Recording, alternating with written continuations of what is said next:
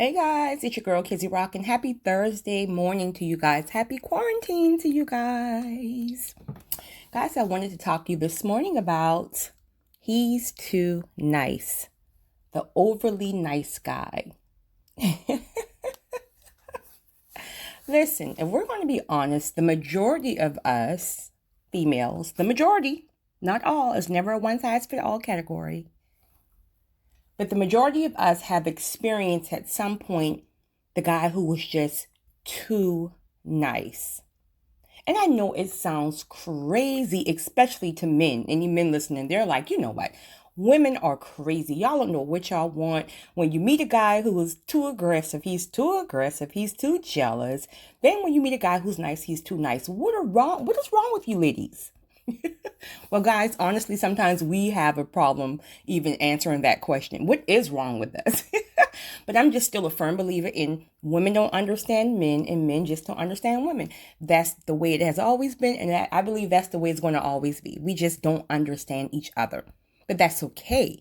We still can come together and communicate properly and attempt to understand each other and be sensitive to one another.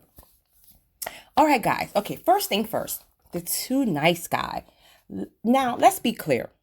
There's a difference from a guy who's just being a nice guy, meaning he's really a good guy and he has this really concerning, personality, characteristic about him. And then you have the one guy who's just overly sickening. I mean, just call you 25 times in an hour. Just overly nice. Overly nice. And that even sounds crazy because you would want someone to be overly nice to you, right? So you would think. Well, here's my whole take of it. Again, I've experienced the too nice guy and I've experienced the a-hole. So where's that balance? Where's that, where do we meet, in the middle? Now, here's my thing. I think some become overly clingy or too nice for different reasons. For one, some guys were just raised, to be gentlemen and to always be concerned about a woman and always check on her. And see, as women, if we're not conditioned to healthy love, especially if we didn't experience that love in our childhood from our fathers or our mothers, especially our fathers, we're not used to that. So, as a dad, if you're a little girl, your dad is supposed to make sure that you're always okay, always protect you, always check on you. And see, that will be the norm. So when you meet a man who does that, we really wouldn't consider him to be too clingy or too nice, with the exception of the bugaboos. Again, some guys are just, they overdo it for their own insecurity or for whatever reason they got going on in their own little head, that if I call you 25 times an hour, it means that I really like you. No, it shows me that I might need to back up. But yeah, so if we experience that early on in our lives, especially with our fathers, as I said, that would be the norm. But now, because in our community, many of our fathers were not there, and sometimes even if they were in the household, that still doesn't mean you have the proper relationship with him, because you can have a physical body in the home, but that still doesn't mean that relationship is healthy. They're just there, to feed you and, take care of you. But it's not, it's not a proper parental love. All right. So, I'm sorry, I lost my train of thought. So yeah, if you haven't experienced, if a woman haven't experienced that from her father, then it's not the norm for her. So as she grow and as she become an adult, then you're used to the opposite. You're used to being abandoned. You're used to not being, communicated with properly. You're not used to being told you're beautiful, you're worthy, you can do anything, and let me protect you, hold your hand, all that stuff that you should have been taught as a child. Now when you meet a man, a real man, who you may consider to be overly nice or even a square, lame, all this stuff, that words and labels that women place on men who are truly good men. But because again, you don't know what a good man is because your father wasn't one. Now when you meet this dude, he's a square, he's a lame. You leave him or you cheat on him because he is too nice. So now you want to go meet the bad boy. No judgment here. Been there, done that. I'm telling you, I've had the too nice guy. But so yeah, so guys, don't change who you are, because sometimes, when you're out here in this world that's crazy and a world that wants to put stereotypes on everything, don't change who you are. If you're a good guy and you were raised with morals and all that stuff, don't change who you are, because it's not about you. You're doing the right thing. You're doing it properly. But again, she's not able to receive that type of love or that type of treatment because it's not her norm. Her norm is the complete opposite. So when you bring it to her, it's like a feeling of feeling raw. And so it's like you can see into her soul. And if her soul is not complete, if her soul is not healed, then it's easier for her to run from you. It's easier for her to hide from you and go find the knucklehead, because the knucklehead is not going to challenge her. The knucklehead is not going to have her feeling raw. The knucklehead is going to allow her to just keep being who she is and how she was raised, which is the easier way, because it's easier to run versus healing yourself. Healing yourself and fixing yourself is not easy. That's why many people don't do it. You have to first of all, you have to recognize that you need to be healed. And then once you recognize that, it is literally a daily struggle that I personally believe it cannot be done if you're not doing it from a spiritual realm and God is leading you and guiding you. It calls for a lot. You may have to remain single for a while. Sometimes you can't work on self when you have someone else pulling from you. And that means relationships, that means, careers is pulling you left and right. You can't really work on yourself like that. So once you tell God that I want to be healed, don't tell God that if you're not really ready, because once you tell him to step in, he's shutting everything down. He's snatching everything from you because he can't work on you. He can't heal you with everything around you just in chaos. So do not ask God to work on you and to heal you if you're not ready to go for the ride of your life, honey. Trust me when I tell you it will be a struggle. But when you come out on the other side, it will be so beautiful, because the love that your father was supposed to instill in you, the morals, the values, all that stuff, structure, discipline, all that stuff. Once you develop that relationship with God in that healing time, God will teach you step by step how to learn these traits that should have been taught to you early on. The difference is you're not going to learn it through your earthly father. You will now learn it from God. He will love you. He will teach you how to love him. He will teach you discipline. Honey,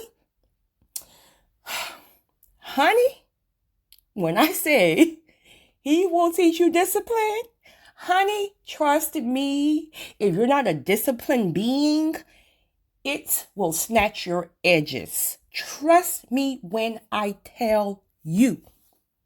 Now, I'm okay in the discipline area now, because I'm still human, but I'm okay. The one area that I'm still having problems with after 8 years of asking God to step in is my patience.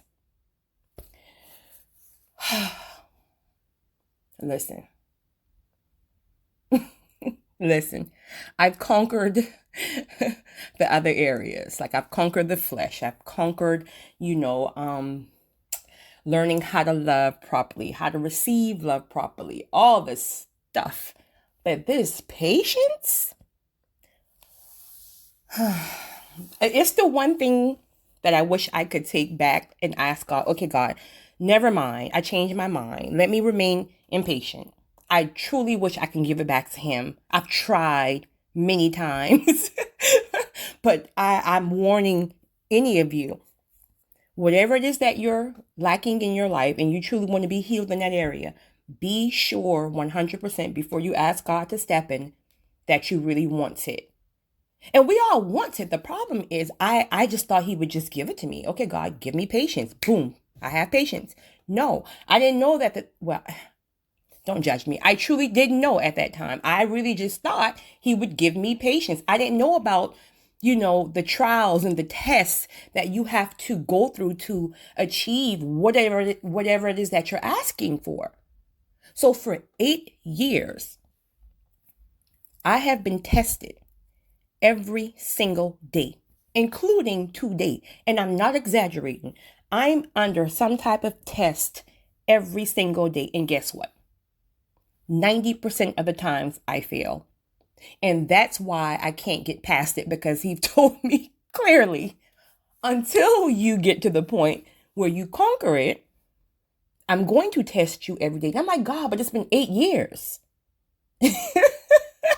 But now I also believe too that there's going to be something that God will allow to remain with us, that we struggle, whatever that area that you struggle in. It could be your patience. It could be your flesh. It could be an addiction. It can be so many things, but whatever that area that you struggle in, I believe that there's going to always be something that God keeps with us, because that is his way, that we will always have to depend on him in that thing. Because if you've conquered every single thing, 100% of things that you want to achieve, why would you ever need God? It makes no sense. Why would you need God? You will get too full of yourself that you feel like you've achieved it all on your own. So he will keep you humble using something. For me, it is that patience, because I don't have any patience, and I will fly off the handle, and 2 minutes later I'm condemned and I'm crying like, okay, God, please, I failed, please forgive me. And he's like, oh, I forgive you, boo, but you're going to be tested again in 5 minutes. And literally in 5 minutes I'm tested and I fail. But there's times that I pass and I pat myself on the back. How did I get on this topic? And I'm talking about nice guys. Guys, listen. But here's the thing. Guys, listen. Okay, again, if you're the too nice guy, right? Don't give up on yourself. Because let me tell you what's going to happen eventually, right? Let's just say if this one chick that you're watching, and you really want her, you've been watching her since high school. You've been wanting this chick since kindergarten, right? But every time you try to holler at her, she's telling you you're too nice. So she friends on you. Oh, you're my homeboy. It's too nice, too nice. Let me tell you what's going to happen, right? Sometimes you got to let people go and bump their heads a few times. Let the world run them over. Because she's going to start meeting guys who she will experience being hurt one too many times. And then she's going to realize that the nice guy is truly what she wants. She's not going to see him any longer as the too nice guy. And I know it sucks. It sucks to be, passed along and put in a corner, that someone can come back and just pick you up whenever they're ready. I get it. Trust me, I get it. Same thing with nice girls. You know what I mean? Dudes want thoughts.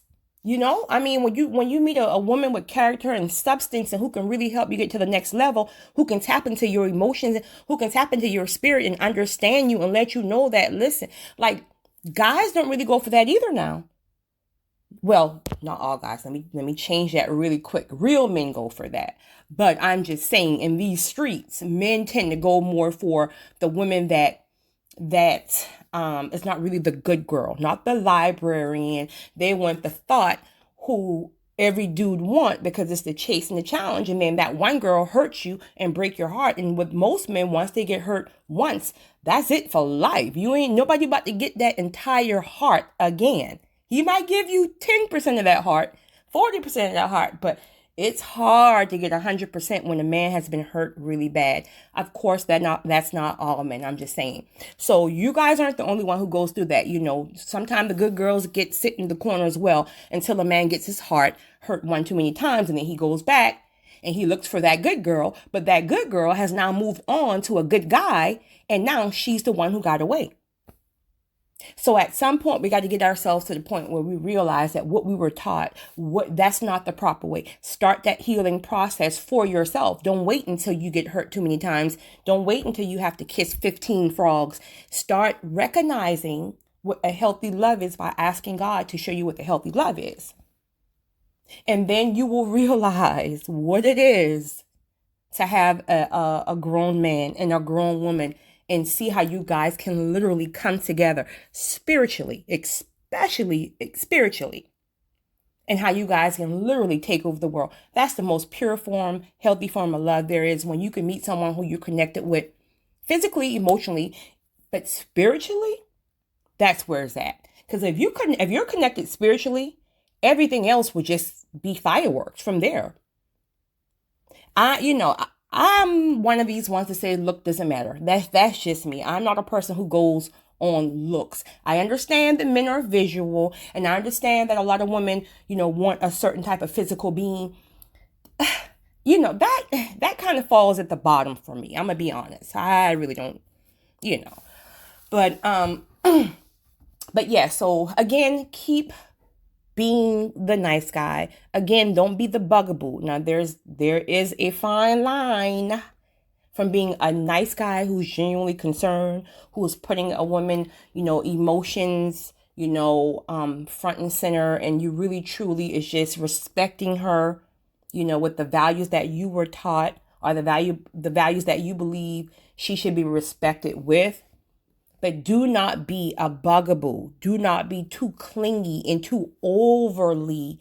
I'm a firm believer in persistence. Like, I'm a very persistent person. That's why I get anything I've ever wanted or claimed. I mean, first and foremost, through God. But I'm a very persistent individual. But it's a difference. You can be persistent, but you don't have to be sickening. Because there's nothing worse than a sickening man. If I show you my DMs right now, when I say sickening, I mean sickening. Like, you have no idea. But anyway, you know what, guys? I got to get back to work. I'm sorry this video went on a little too long, but thank you for allowing me to vent to you. Nice guys, keep doing what you're doing. Don't change. Change who you're doing it for. Ladies, if you are the one just dismissing the nice guys, you haven't kissed enough frogs yet. Because when you do, you won't even have a conversation with a not so nice guy. You will cling to the nice guy. But hopefully you you work on yourself and you heal yourself before even having to get to that point. Because nobody wants to be second place just because you don't recognize what it is that you deserve. So you guys have a great one. It's your girl. Be safe.